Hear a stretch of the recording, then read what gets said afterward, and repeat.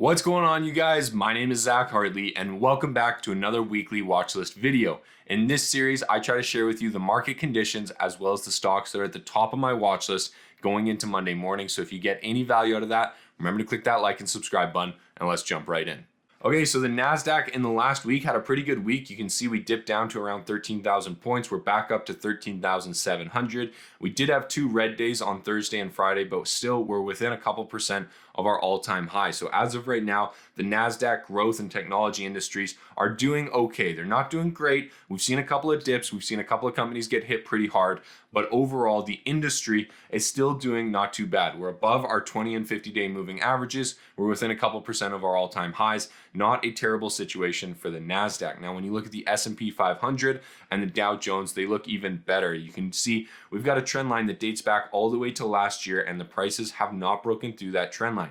We've tested it a couple of times, but as of right now, the S&P 500 and the Dow Jones are both in bullish directions. You can see this trend line dates back to like September, October. We crossed it once, but since then it has been trading in a very bullish direction. So as of right now, the Dow Jones and the S&P 500 look very bullish to me. They look like they have a lot of strength. The NASDAQ has seen a couple of pullbacks. We've seen most of the pain felt in those pullbacks in the younger high growth companies. All of the big companies like Apple, Netflix, Google, those have done extremely well. So all the pain right now is in the small growth companies, but that could represent an opportunity to get in at a good price.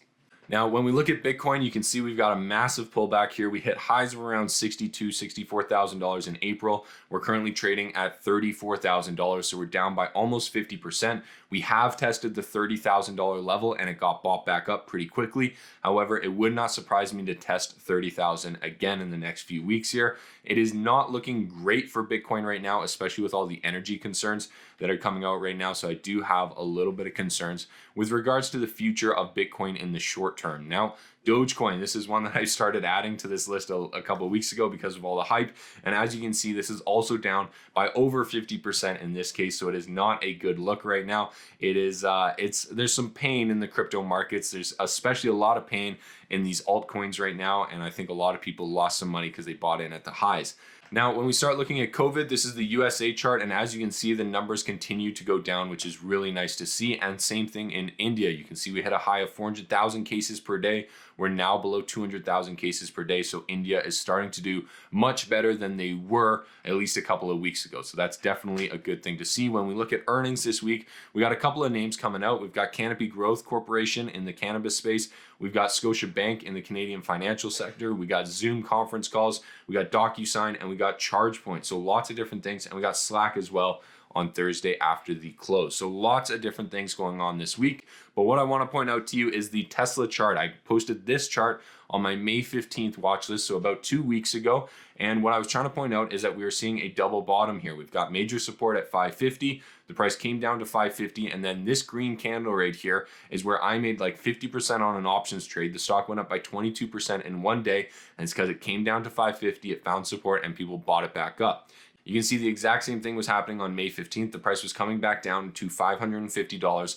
I said we're going to have a double bottom at 550 and you want to buy the bounce, and that is exactly what happened. The price came down, tested 550 right here, and now it's currently trading at 625. It's up over 12% since I pointed that out to you, and Tesla is probably one of my favorite companies to day trade and swing trade just because these opportunities are very easy to identify, they're very clear, and levels of support and resistance in Tesla usually hold up pretty strong. So this is by far one of my favorite companies to trade and swing trade. The other companies that I like to talk about, and one of the ones that is at the top of my watch list going into Monday morning, is Good Food. Now, I made a watch list almost dedicated to Good Food and Very Good Butchers a couple of weeks ago, and it just didn't work out. The trade didn't work out. They didn't fully break out. They didn't really do what we wanted them to do. However, you give it a couple of weeks, you give it a little bit of time, the stock continued to fall down all the way to $6.92, and now it is up above $8. We have a very clear breakout of our 20-day moving average. That's the blue line right here. Our 50-day moving average, we just crossed through it. We just crossed through our trend line here, and we had some support at $8, which it looks like we are breaking through right now. So lots of good signs from Good Food. If you look at the volume is also increasing. The MACD just crossed over, and the RSI just came out of the oversold zone. So Good Food right now is checking all my boxes. It's looking extremely good. And if we see some more positive signs come Monday or Tuesday, I will definitely be taking an entry into this stock because I think there's a massive opportunity in this company to get in at $8.25, $8.50, somewhere in there, and you can ride it all the way out to the previous high of around $14. I think there's a lot of opportunity in good food. Now, the next company I want to point out is Very Good Butchers. I did take a position in this company right here on this green day here. I'm up like maybe 5 or 6% on it right now. It's looking good to me. Wednesday, Thursday, Friday of last week were not so good, but I do love this company. They're growing extremely fast. They have great management. They have great funding, and the product is fantastic. I think long term, this company is going to do extremely well. And so for me, my goal is just to get into it at a good price. I'm in right here just under $4. It's now at $4.42. I think it's going to continue over the long term. I could see a little bit of a pullback here. I do have a stop loss set just below 350, but I think there's also a great opportunity with Very Good Food Company. Now, next company I want to point out to you is one of my favorite industries. This is the drone industry, and this is Draganfly, a Canadian company within the drone industry. They just reported their earnings. They had a conference call. The company is doing extremely well, and they're basically saying that their only challenge is to scale up. They've got lots of orders. They've got lots of customers.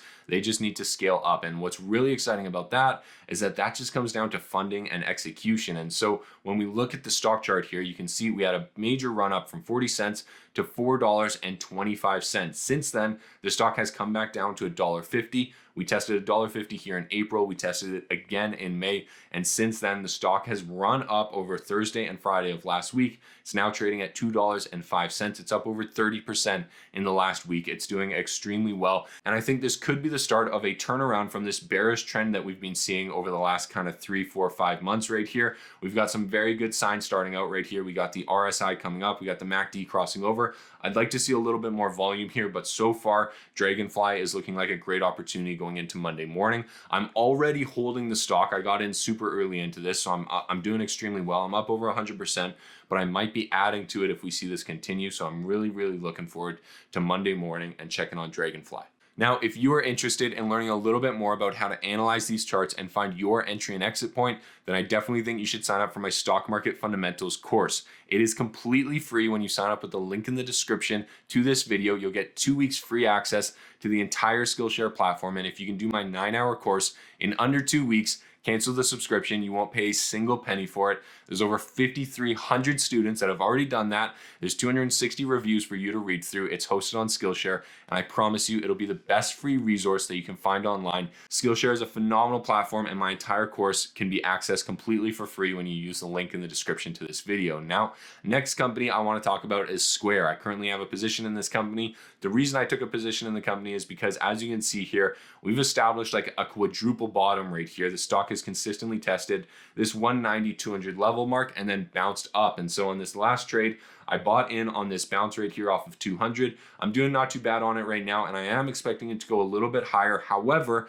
we did have a little bit of a rough Thursday, Friday, and we have declining volume right now. So if this doesn't move higher Monday, Tuesday, I'm probably going to lock in my profits. But if it does move higher Monday, Tuesday, I think there's a great opportunity for this stock to get up to 260, 280 over the next few weeks, especially because stores around the world, especially in North America, are starting to open up, and that's where a lot of their revenue comes from. But also markets. We are now going into the summer season where there's always farmers markets, there's events, there's parties, there's everything. And a lot of the retailers and vendors that operate at those events use Square to bring in that cash, which is absolutely fantastic for the Square business model. And so I'm pretty optimistic on this stock as a recovery stock. The other one that I'm very optimistic about as a recovery stock is Airbnb. Now, I like Airbnb because this company started trading, they IPO'd, and then they actually started trading right around this $140 level. Since then, they ran up to $220 before coming back down to this exact same 140 level. And so in my opinion,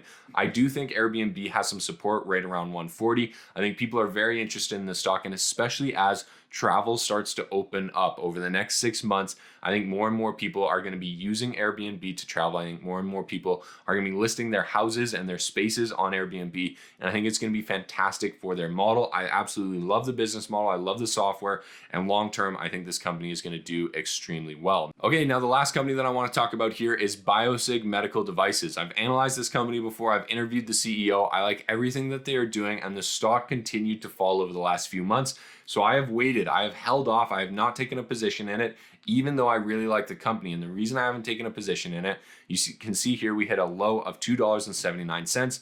We went back up to $6.14, and then we came back down to the exact same level here at $2.80. We've now bounced off $2.80. We had a small little pullback here, and it looks like we are kind of testing our trend line. And then what I want to see is I want to see the stock break through $4. $4 acted as support before, then it acted as resistance, and now if we can break through that resistance, that is going to be the trade that I want to take. So when BioSig Medical Devices breaks through $4, that's probably when I'll be taking a position into the company. That's what I'm looking for this week. I hope it comes. If it doesn't, I'm going to stay patient. If it gets rejected at $4, I'm going to stay patient. And honestly, selfishly, I hope it comes back down to $2.50. so that I can buy it at the all-time low, get in at great value, and then watch this company rise up. That is my goal. That's what I'm watching for. However, if it breaks through $4, that'll probably be my first entry point. Now, if you guys are interested in seeing a little bit more about my technical analysis on a more regular basis, then you should definitely consider joining my Discord chat. That's where I share all of my analysis, all of my charts, and my weekly watch list. It's also where I'm trying to build a community of traders to share their research, share their due diligence, and so that you don't have to do everything sitting at home alone. If you're interested in that, it's $5 per month. It's basically one big group chat where I try to post as much as I possibly can, and I would love to have you there. The link is in the description to this video. All right, guys, so in summary, my game plan for next week is to keep an eye on all of these different companies. I'm probably going to take 2 or 3 positions come Monday, Tuesday, whichever one shows the best opportunity and shows the most confirmation going into Monday, Tuesday. Those are the positions that I'm going to take. I will try to share them with you in my Discord chat, and I would love for you guys to hit that like and subscribe button. Thank you so much for all of the support, and I will see you guys in the next video. Good luck trading, good luck investing, and we'll talk to you soon.